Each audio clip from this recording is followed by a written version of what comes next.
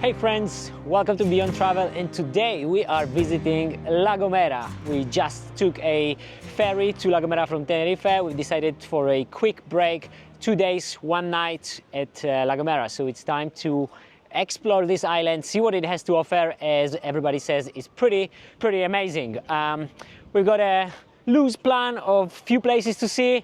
First stop, San Sebastian, La Gomera, the capital where we've just arrived.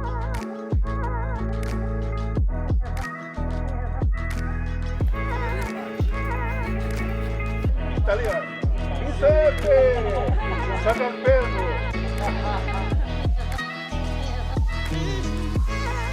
looks like we are in front of a restaurant, Restaurante El Pajar, and there is a delivery, bread delivery here, and they just left it here hanging. That's very cute. One of the main things that we would like to see is Sibo, the whistling language famous in La Gomera, but who knows if we're gonna find it. I couldn't find much information about it online, so I guess we're just gonna have to ask or hope for the best.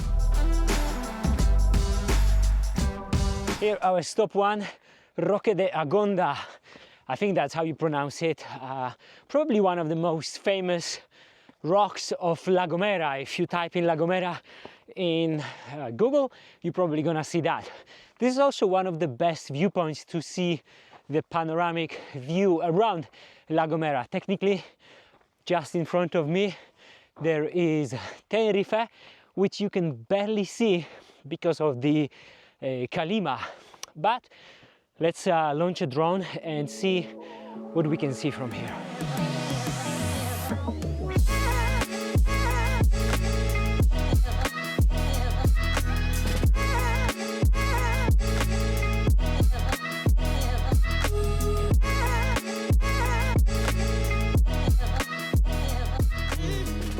Next stop on our trip is the National Park. We decided to do a simple hike, just 1 hour hike in the forest, and it's already looking pretty magical. If you're coming to La Gomera, I highly recommend exploring the National Park for some hikes. All the Canary Islands are famous for beautiful hikes, and La Gomera is no exception.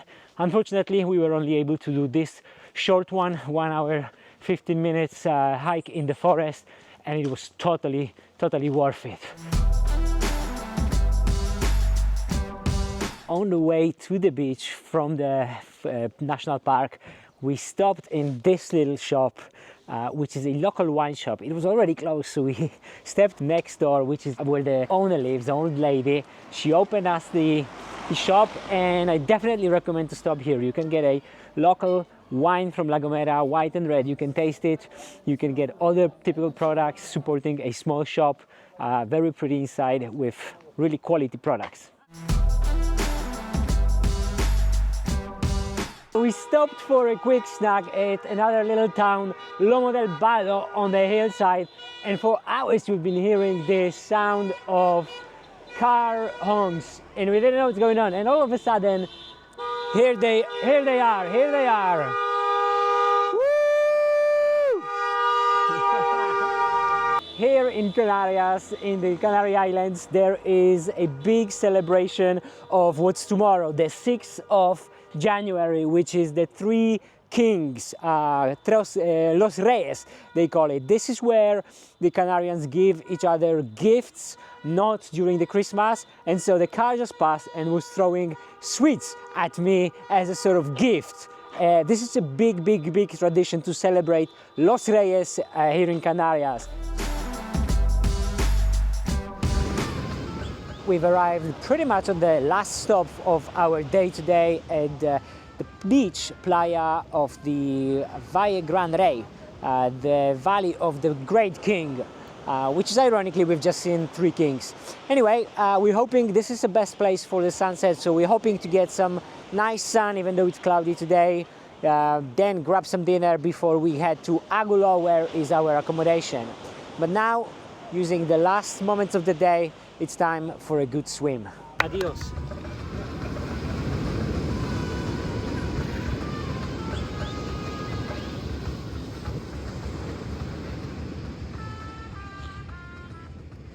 Welcome to day 2. We woke up in very close to the little town called Agulo, which is a very picturesque little village set on a hill very close to Tenerife. So from here the views are absolutely magnificent. The only issue is today is the national holiday, Los Reyes, and everything is pretty much closed. So it's a pretty quiet, dead town at this moment of the day, but the views from here are just really beautiful. Definitely, if you're visiting La Gomera, you should visit this little town. It's really picturesque, really pretty, small little town, and you can enjoy one of the most amazing views of Tenerife from here. If you are staying or visiting Agulo, the next stop really close is Mirador de Abrante, the famous glass structure that you can perfectly see Tenerife from. Today is the 6th of January. Unfortunately, it is closed. Nevertheless, the views, even from outside of the building, are spectacular. We got a sunny day, no calima today, and you can really see Teide and the whole island of Tenerife from here really well. So, highly recommend visiting this place. It also offers some hiking from here, different lengths, so it's a really good spot to start your trip or day trip, and then continue on this hike along the coast, enjoying the amazing views of Tenerife. Our last stop for today and probably for this trip is Centro de Visitantes of the National Park, visitor center of the Garajonay National Park. And I definitely recommend visiting this place because here you can learn more about La Gomera, about the Canary Islands, see why each island is unique, how they were created and what they have to offer, particularly obviously La Gomera. For us it's the last stop, but I think this can be easily one of your first stops along with the earlier Mirador, because it's so close to San Sebastian. So it's also a very good starting point to plan all your hikes, all your trip in La Gomera. And definitely one more thing to add when you're visiting the visitor center is when you go out of the exhibition into this little patio, there is a little sweet shop right here which serves classic cookies made only in La Gomera, of different flavors, made with gofio, butter, and I think something else. They have very unusual flavors and definitely something to try because it's only available here in La Gomera. In conclusion, do I think La Gomera is worth visiting? Definitely yes. Now, is it worth going for 2 days the way we did it? Yes, but I also would prefer and would recommend going for longer, for 4 days, 4.5 days, especially if you like hiking, because I've seen so many beautiful hikes that are 5-6 hours long along the coast and inside the Garajonay National Park. So definitely if you're a hiker, account maybe 2 extra days for that. And then there are Los Órganos, which we weren't able to see because you can only access them from the ocean and you need about 3 to 4 hours to really a half-a-day trip.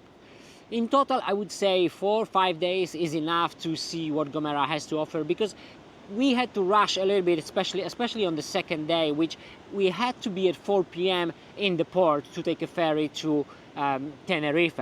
So it's just a half day. Well, thanks for watching Beyond Travel. I hope you enjoyed this video. I hope you're gonna have a good time in La Gomera if you decide to go. And as always, I'll see you in the next episode.